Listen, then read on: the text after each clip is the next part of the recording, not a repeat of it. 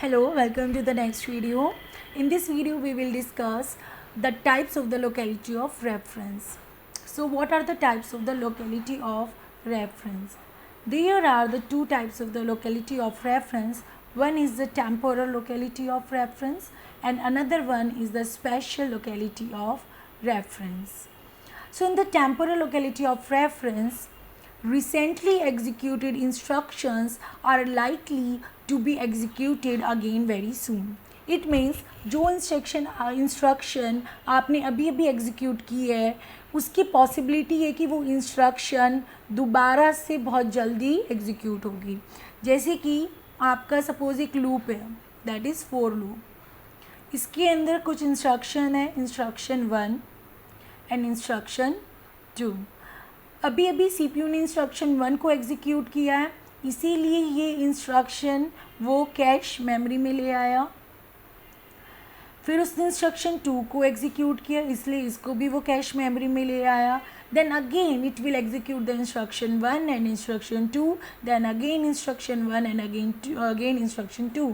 सो जब तक कि लूप की कंडीशन ट्रू है, these two instructions will be executed again and again, and that's why we are saying the instruction which is recently executed or instruction which is executed recently is likely to be executed in the near future. Okay, so here is an example factorial. देखिए इस factorial कैसे निकलता है आपका, it is factorial 5. तो हम इसको इस तरीके से निकाल सकते हैं 1 into 1 which is 1, increment the value of the 1 which is 2, तो 2, increment the value of 2 which is 3, that is 6, increment the value of 3 which is 4 and it is 24, increment the value of the 5 and multiply it with the previous value and it will give you 120. and because 5 हमें 5 तक ही factorial निकालना था, तो मैंने इसको यहाँ पे 5 तक स्टॉप कर दिया. And this is your factorial. This is your high level language programme. मैंने आपको प्रीवियस वीडियोस में बताया था कि हाई लेवल लैंग्वेज प्रोग्राम के जो स्टेटमेंट्स होते हैं, these are not equivalent to the instruction. ऐसा नहीं है कि मशीनरी जो सीपीयू है वो डायरेक्टली इस पे काम करेगा, नहीं. This program is converted into the assembly instructions, and these assembly instructions CPU execute directly one by one. CPU understand this instruction because these instructions can be converted into the machine code directly, but it cannot be converted into the machine code. So मैंने यहाँ पे क्या मान लिया है, मैंने इसको कैसे लिखा है assembly instruction में. Suppose this is T1, register T1. This is the register T3 and in the register T2 I am giving the value of the n, कि मुझे किसका फैक्टोरियल निकालना है. So for this example, this is T1, this is T2 and one register is T3. तो T1 की जो value है initially 1 है, T2 की इनिशियल वैल्यू होगी 5 एंड T3 की इनिशियल वैल्यू है 1.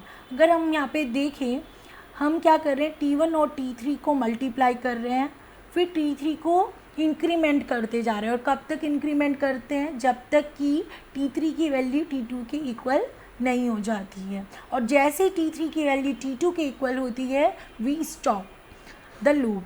सो here add immediately in the register T1 and the register 0, which it means, देखो रजिस्टर 0 का मतलब होता है it's initial value is set to 0. Okay, so इसके अंदर हम इन दोनों वैल्यू को ऐड करते हैं 0 + 1 और it is 1 and 1 goes into the T1 register. Same as T2 के अंदर क्या जाता है 5, अगर n की वैल्यू 5 है तो.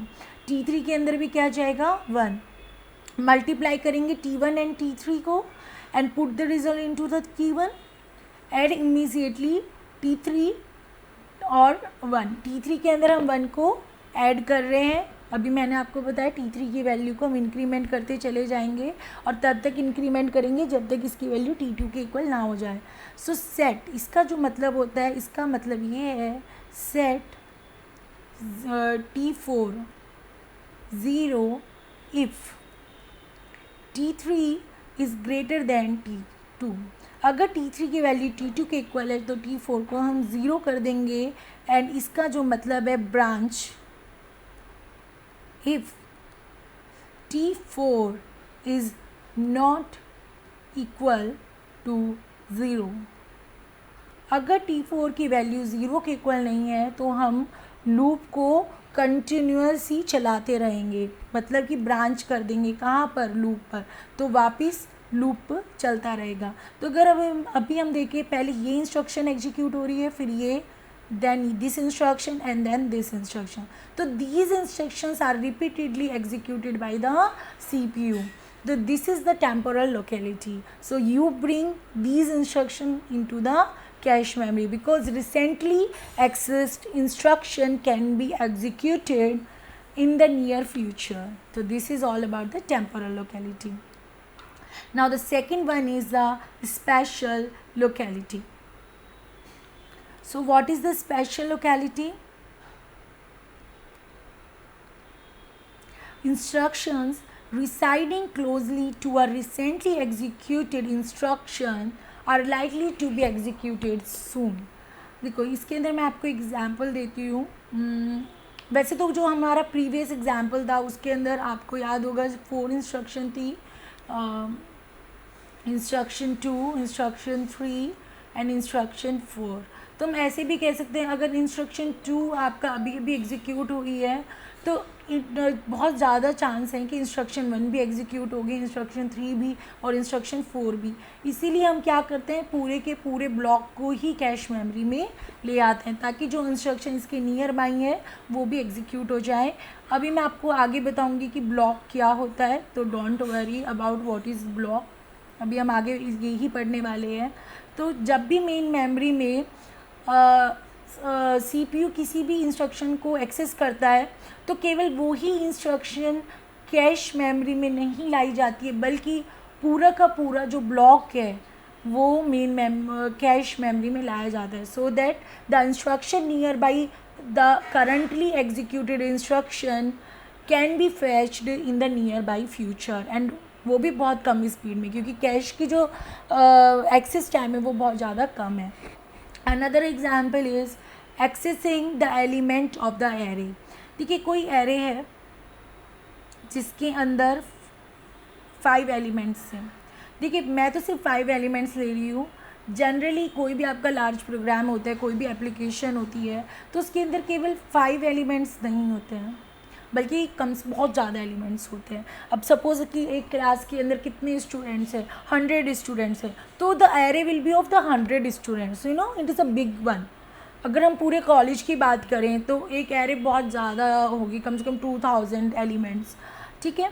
सो इसके अंदर जो भी एलिमेंट्स की वैल्यू है उन सब का आपको सब निकालना है।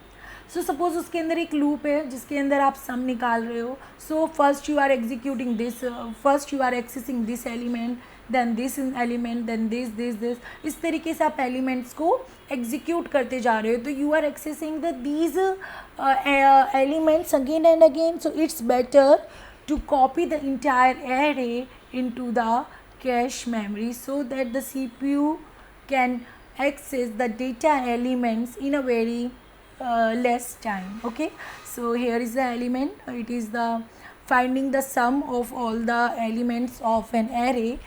सो हम यहाँ पे आपको पता ही होगा हाई लेवल लैंग्वेज प्रोग्राम कैसे बनता है, इसको मैंने असेंबली इंस्ट्रक्शन में एग्जीक्यूट किया है। ठीक है, मेरा पर्पज़ आपको यहाँ पे असेंबली लैंग्वेज में कैसे कन्वर्ट करते हैं ये नहीं है सिखाना, so I am not explaining deeply कि how I am converting this high level language program into the assembly instructions, but I have written the assembly instructions here, you can easily understand कि what is the mean of these instructions. अभी मैं आपको थोड़ा सा, मैंने आपको भी बता ही दिया था इस इंस्ट्रक्शन का क्या मतलब है। Set T4 0 if T3 is greater than T2, branch if T4 is not equal to 0 to the loop. ठीक है, तो यहाँ पे अगर T4 की वैल्यू 0 के इक्वल नहीं है तो it will start the loop again. Okay, इसका जो मतलब होता है वो होता है लोड द वर्ड, लोड।